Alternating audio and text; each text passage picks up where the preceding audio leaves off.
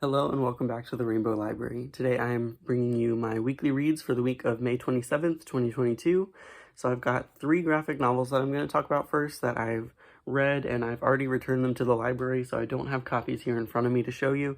So I'm just going to kind of breeze through those pretty quickly, and if you want to know more information about them, or if you want to know more of my specific thoughts on them, feel free to comment below, and I would gladly reply to your comment. I'm just going to kind of breeze through those pretty quickly though, since I don't have anything to hold up and show you guys. So on Saturday the 21st, I finished 2 graphic novels. I read Spider-Man Miles Morales Volume 4. The lead writer of this is Saladin Ahmed. This was a reread for me because a couple more volumes have since come out since I read this one last, so I wanted to reread it to catch myself up in preparation for reading those other ones. And this is probably my favorite in the series so far, Volume 4. There's a lot of superhero action, which is really fun and exciting. There are a lot of cameos from other superheroes, which I won't give away what those are, but it's really fun to see all of these heroes coming together. But of course Miles is the main focus, which makes it even more exciting for me because he's my favorite hero. So seeing him kind of be in a leadership position over these other, like, sometimes more popular superheroes is just kind of fun and satisfying. And there's also a minor queer character in one of the issues that's compiled in this volume, so that was really sweet to see as well. Next, I read My Brain is Different, Stories of ADHD and Other Developmental Disorders. There are 9 stories which are based on real life here, and they have just been translated into graphic novel form by the author MONNSUZU, MONNSUZU. This one was really educational and enjoyable, and there were also some trigger warnings that I wanted to put out. There is definitely a lot of mention of suicide and suicide attempts, and also child abuse. So if you are not comfortable with those topics, then you're going to have to steer clear of this one. On Monday the 23rd, I finished So Much for Love, How I Survived a Toxic Relationship by Sophie Lambda. This one was, again, has some trigger warnings, which make it pretty emotional. Of course, toxic relationships, abusive relationships, emotional abuse, depression, like anything like that, you're going to want to steer clear of this one. But I think it was really informative, and it was, I definitely feel like I'm a better person for having read it. So if those trigger warnings are not going to be a problem for you, then you might want to check that one out. Alright, now getting to ones that I actually still have with me. I finished this last night. This is Melissa by Gino. Of course, the old title was George, and this is an older copy of the book. So this is about a transgender girl. She's in 4th grade, and of course she knows in her mind and her heart that she is a female, but everyone around her sees her as a boy because that is the body that she was born into. And there's a school play coming up. They're doing an adaptation of Charlotte's Web, and our main character, Melissa, she really wants to be Charlotte in this play, and so she and her best friend come up with a plan for how she can kind of get around the obstacles and just allow her to embrace her true self. So this was a really beautiful story.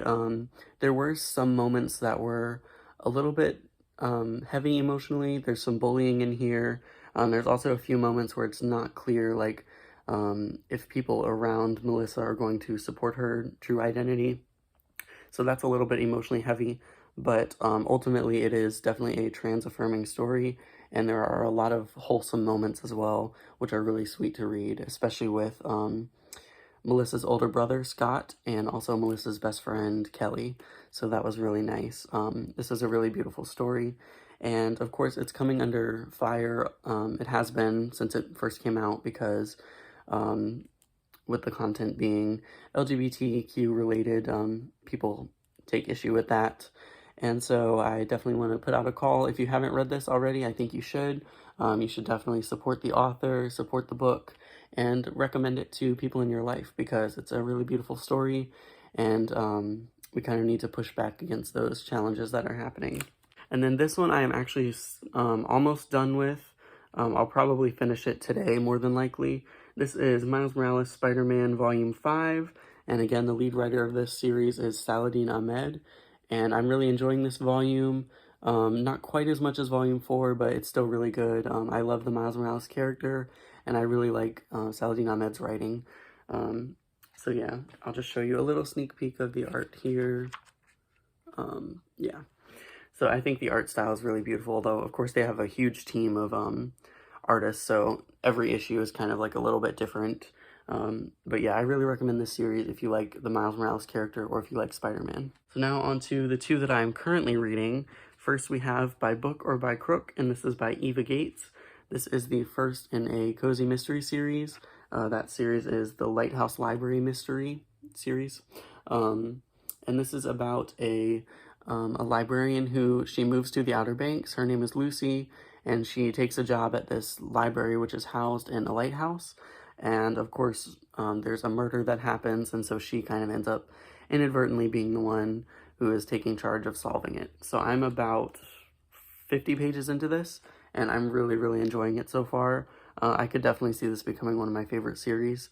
So I'm really excited to read more of this and try to piece the clues together and guess who done it and that kind of stuff. So that one's really enjoyable. I'm also reading A Cruelty Special to Our Species. This is a collection of poetry by Emily Jungmin Yoon. This predominantly deals with Japanese comfort women. I put that in quotes because it was essentially sex slavery.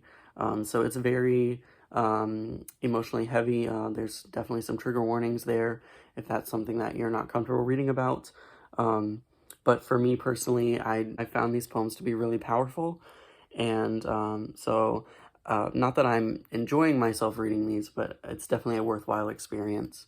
So yeah, I'll just leave it at that because I don't know all the history, and I haven't finished reading this yet, so I don't want to say too much more. But yeah, those are the things that I'm currently reading, and now getting to the ones that I'm going to be reading soon. We've got Jim Butcher's Stormfront. This is the first book in the Dresden Files series, and I've actually read this one before. I don't remember if I finished it though, and I want to read the second book, Full Moon. I want to get to the second book and continue on with the series, so I picked this one up from my library again, because I don't really remember much about it from when I did read it, or if I even finished it, and so I want to revisit this one. And then I also picked up the graphic novel version of Book 1, Stormfront, and this is adapted by Mark Powers and illustrated by Adhd Syaf. So I thought this would be a nice companion to reading the actual novel itself. So yeah, those are some of the things I'm hoping to get to in the next week. Of course, I have more reading for class as well. So we'll see how that goes. And, you know, work, life, everything happens. So we'll see what I get to, but I definitely plan on finishing Miles Morales Volume 5 today, and hopefully starting at least one of these Stormfronts, whether it's the graphic novel or the regular novel. So thank you very much for watching. Feel free to subscribe to my horror podcast. It's on Apple Podcasts, and that is called Michael Freaking Myers. And you can also follow me on Twitter at Michael F. Myers. I will be posting updates not only on that podcast, but also for this YouTube channel. And yeah, protect trans rights and read banned books.